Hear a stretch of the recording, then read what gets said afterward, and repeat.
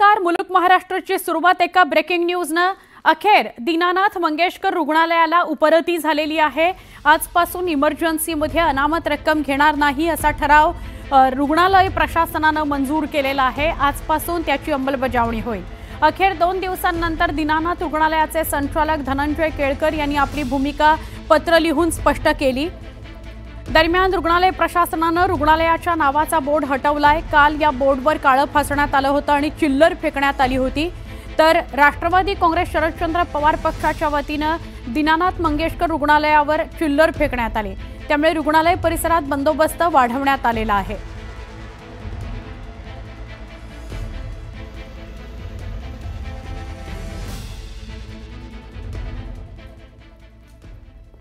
तर पुढची ही बातमी याच संदर्भातली आहे. आपण बघतोय दीनानाथ रुग्णालयाचा आणखी एक कारनामा. महापालिकेच्या 27 कोटींच्या मिळकत कर थकवलेला आहे. दीनानाथ रुग्णालयानं 27 कोटींचा महापालिकेचा मिळकत कर थकवलेला आहे. 2019 पासूनचा मिळकत कर थकवलाय. रुग्णालयाकडे तब्बल 27 कोटी रुपयांची थकबाकी असताना महापालिकेकडून करवसुली करता कुठलेच प्रयत्न केले गेलेले नाहीत. दीनानाथ मंगेशकर रुग्णालयामध्ये जो प्रकार घडला त्यानंतर अखेर अजून एक माहिती समोर आली. ती म्हणजे 2019 पासून या रुग्णालयाने मिळकत करच भरलेला नाही.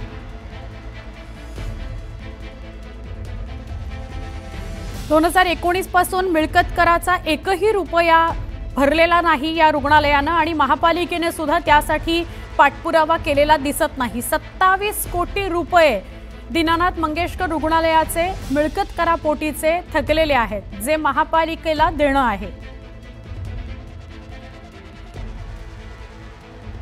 आमचे प्रतिनिधी अभिजित पोटे यांच्याशी आपण सविस्तर बोलूया.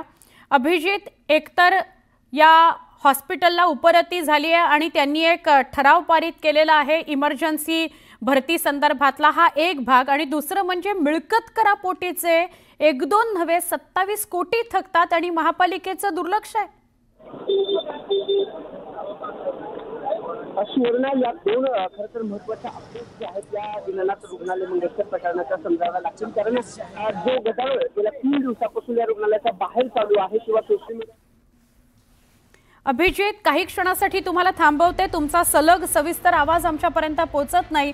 पण या दोन्ही घडामोडी जसं अभिजित म्हणाला महत्त्वाच्या आहेत. एकतर या रुग्णालयाला उपरती झालेली आहे आणि रुग्णालयाने असं म्हटलंय की आता आम्ही इमर्जन्सी दाखल ज्यांना करून घ्यायचं असेल तर त्यांच्यासाठी कुठलेही पैसे त्यासाठी आकारले जाणार नाहीत.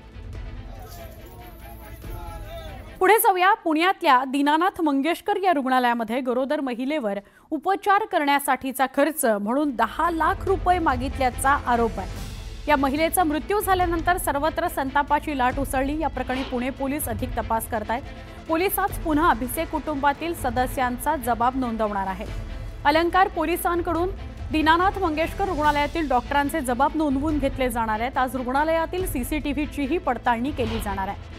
त्यानंतर पोलीस या संदर्भातल्या चौकशीचा अहवाल मेडिकल बोर्डाकडे सादर करतील. यानंतर या रुग्णालयावर काय कारवाई होते हे बघणं महत्त्वाचं ठरणार आहे.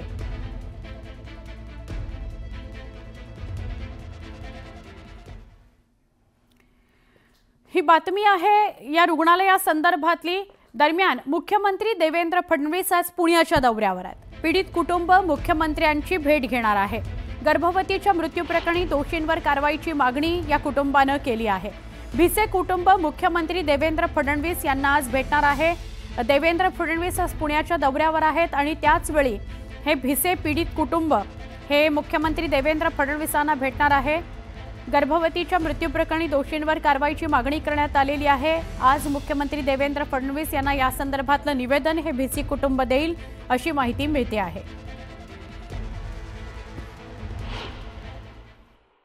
ती घटना जी घडलेली आहे त्याचा कुठचाही अहवाल जरी इंटरनल समितीने आणला असेल तर त्याची पूर्ण चौकशी करू अशी भूमिका मुख्यमंत्री मोदयांनी घेतलेली आहे. आणि मुख्यमंत्री मोदयांनी काल स्पष्ट सांगितलंय, माननीय एकनाथ शिंदे साहेबांनी देखील यवतमाळच्या प्रेस कॉन्फरन्समध्ये स्पष्ट सांगितलंय की तिथं ज्या पद्धतीनं प्रकार घडलेला आहे तो जर पुराव्यानिशी सिद्ध झाला तर कोणालाही त्याच्यामध्ये वाचवलं जाणार नाही. फार मोठी कारवाई या बाबतीमध्ये केली जाईल.